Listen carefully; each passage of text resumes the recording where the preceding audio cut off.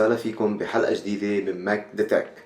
اليوم سلسلة من الحلقات الجديدة اللي ما عاملها قبل هلا بالقناة تاعيتي. اليوم حنعمل unboxing فيديو. حنعمل unboxing فيديو عن ماك بوك برو 16 انش الجديد.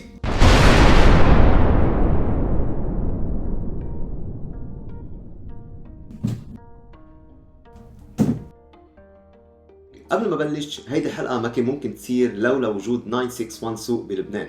961 سوق اللي هو سبونسر تاع هذا الفيديو، واللي هو دعمنا ودعم هيدي القناة بالرغم من صغرها، وهذا بيرجي قديش الانتربرنورز بلبنان عن جد عم بيساعدوا بعضهم وهن موجودين لخدمة بعضهم بهالبلد.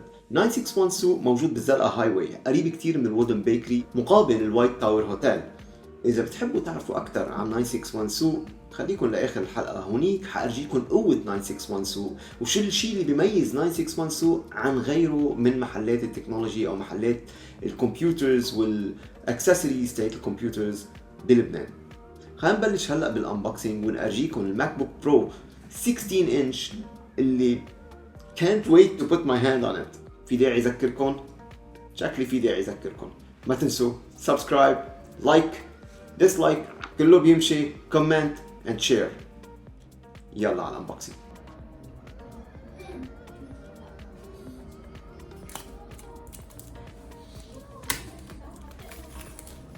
هالطريقة اللي بأبل اللي بيشتغلوا عليها كتير من الماركتينج تيمز بالانبوكسينج. ليش؟ لأنه بيعتمدوا إنه هيدي الأمور هي أمور سايكولوجية وممكن تأثر علينا كلياتنا من ناحية the psychology of opening a new box. عشان هيك الانبوكسينج اشتغلوا عليها كتير من الماركتيرز مع سايكولوجيست ليعطوا هالimpression of opening something new for the first time. عشان هيك إذا بتسمعوا هلأ الصوت، حتى هيدا الساوند اللي بنسمعه لما البوكس هالهواء المضغوط جوا بيعمل هالشافتنج. This is a psychological impact. Sometimes even the smell بتكون موجودة بهيدي الشغلات هاي. فهيك بنكون عملنا أول unboxing بالقناة، بنكون فتحنا الماك بوك برو 16 إنش الجديد وعم نشوفه. إذا بتلاحظوا هال ideas with delicate way of opening الديفايسز تاعت أبل بشكل عام. هيدي شغلة very impressive from Apple إنه they thought about everything. So simple design, simple box, الكيبلز مثلا بيجي هيدا الكيبل USB-C اللي you can charge it or you can connect it حتى على display في بقلبها USB-C support. طبعا هول البيبرز اللي أغلب الناس ما بتقراهم بيكون فيهم كمان some stickers للماك أو للأبل. وطبعا USB-C charger اللي صار I think 95 watts versus ال 87 watts اللي كان يجي مع الماك بوك برو القديم ال 15.4 inches, which shows إنه هيدا is a monster device that needs really a lot of power. وأنا هلأ وعم بحكي وعم بعمل سجل الفويس أوفر، يمكن سامعين صوت الفانز اللي طالعة من الماك. It's really a monstrous device. هون بنشوف هو ماك بوك 16 إنش كور i7 2.6 32 جيجا رام و 512 SSD. هلأ ليه اخترت هيدا البيس موديل؟ أنا اخترته mainly because of the RAM. بشغل الفيديو كونتنت وهيدول الأمور RAM is more important than the cores, even though كان ممكن نجيب الكور i9 with the same relative price tag بس ب 16 GB of RAM, which is sort of a drawback. لأنه إذا بتفكروا فيها من هون ل 5 years or 4 years ahead, I think RAM will be a standard of 32 given the fact السوفتوير كيف عم يتطور. طبعا هيدي البيس اوف راب ما حدا كتير بحبها او ما بعرف، يمكن في ناس بتجعلكها وبتكبها. انا I would like to keep it in the box لانه ما بتصدقوا حتى لما بتجوا بالريسل فاليو لما بيكونوا هيدول ستاف موجودين it give a premium indication عن الجهاز اللي بين ايديكم and it will give you a better resale value. طبعا هيدا الباور ادابتر وهون الكيبل عم نشوفهم together. Seriously, every time I open a MacBook, it's like the first time I open a MacBook ever. It's amazing.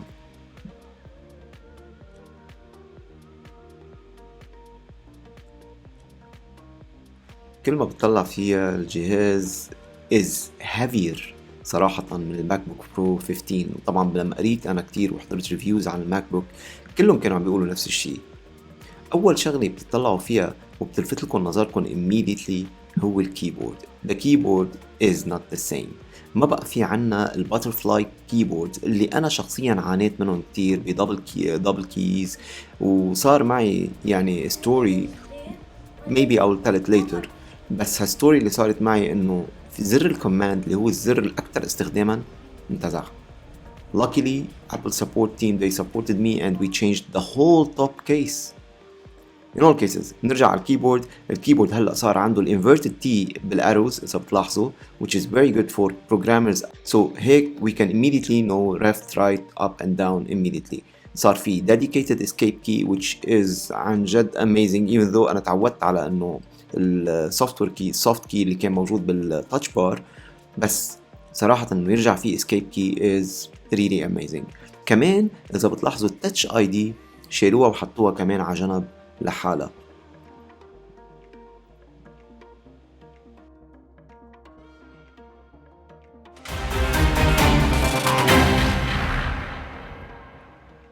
نطلع على جهازين، واذا بتلاحظوا العلبة تاعت الماك بوك برو 16 اكبر من العلبة تاعت الماك بوك برو 15 انش اللي كان عندي. واذا بنطلع حتى على حجم سكرين مبينة واضحة 16 انش is a real estate that is amazing really amazing. لما بتفتحوها بتشوفوها it's a gorgeous display. واذا بنطلع بعد لقدام اكتر بنشوف انه الماك بوك برو اثنيناتهم كتير بيشبهوا بعض، ولكن بالاداء حيختلف كتير معكم بين ال6 كورز والماك بوك اللي كان عندي اللي كان 4 كورز اساسا، مع انه اثنيناتهم كور اي 7 بس واحد 6 كور والتاني 4 كور. واذا بنطلعهم جنب تو جنب بنشوف انه ريلي الماك بوك برو 16 انش هو اعلى شوي صغيره من الماك بوك برو 15 وهو اطول كمان بشوي، بس مش هيدا المين ريزن لل 16 انش، لانه they were able to put more batteries, better sound quality و better mic وعقبال الويب كام.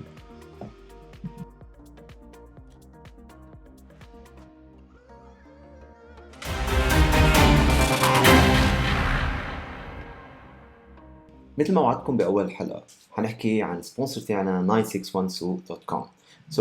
كل اللي عليكم تعملوه تروحوا على البراوزر تاعكم whether Internet Explorer, Chrome or Safari وتفوتوا على 9612.com.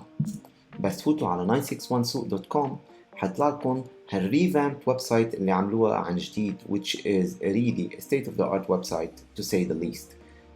It makes shopping a breeze. ما في احلى من هيك وما في اسهل من هيك وتوصلوا لكل الجادجتس او البرودكتس اللي انتم بتحبوها ان كان من ويندوز، ابل، سامسونج، وات ايفر ذا ديفايسز، جوجل، كلياتهم موجودين ب 9612. والحلو ب 9612 انه هو موزع ومشعب عنده a vast majority of the products available right away from the shelf، وفيكم تعملوا كمان a pre-order from 9612. لا اشرح لكم شوي صغير عن الويب سايت.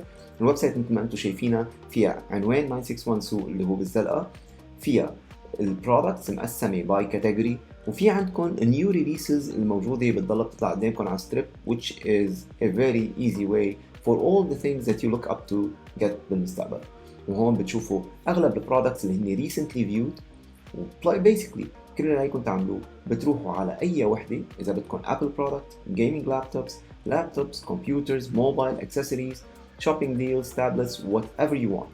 For example إذا أنا بروح على الأبل لابتوبس بروح على الماك بوك برو الموجود عند أبل بتشوفوا a lot of the products، حتى البرودكتس اللي عليها sales are over there. فيكم تعملوا سكرول وتشوفوا هيدول البرودكتس. إذا في برودكت أنتم بدكم إياه for example لنقول حدا بده الأبل ماك بوك 16 إنش ل 2019 بالتاتش بار الفول سبيكس، يعني هيدا best CPU, best hard disk, best RAM, best in everything، فيكم تعملوا حتى بري اوردر من 9612 وهو will make it available in Lebanon. Great service, great people, great staff. بنصحكم كلياتكم to go and check 9612 and see their amazing product. One more thing, 961 سوق website كمان it's optimized for mobiles. So basically حتى على الموبايل فيكم تفوتوا وتشوفوا كل البرودكتس اللي انتم بدكم اياها and get it at the same time. Shout out to 961suq.com for their excellent service. وعن جد I'm very honored by them sponsoring my channel even though we are a very small channel yet, but this shows you كيف 961suq.com are visionaries that they support small businesses. Excellent job. Thank you 961suq.com for your sponsor. وإن شاء الله we'll have more and more in the future together.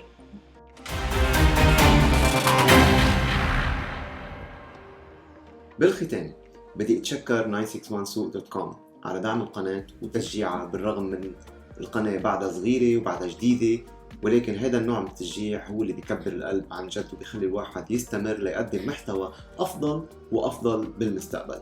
انطروني بحلقة جديدة، لأن الحلقة الجاي حتكون unboxing للإيربودز برو اللي كمان هن ديفايس ما كان عندي الحصول عليها وهلأ صارت بإيدي، فأنا حأعمل كمان unboxing للإيربودز برو ونحكي ليش الإيربودز برو هن برو وشو البنفيتس اللي ممكن تحصل عليها بالرغم من كل هالشي، وإذا worth it إنه واحد يعمل upgrade للإيربودز برو ولا لا.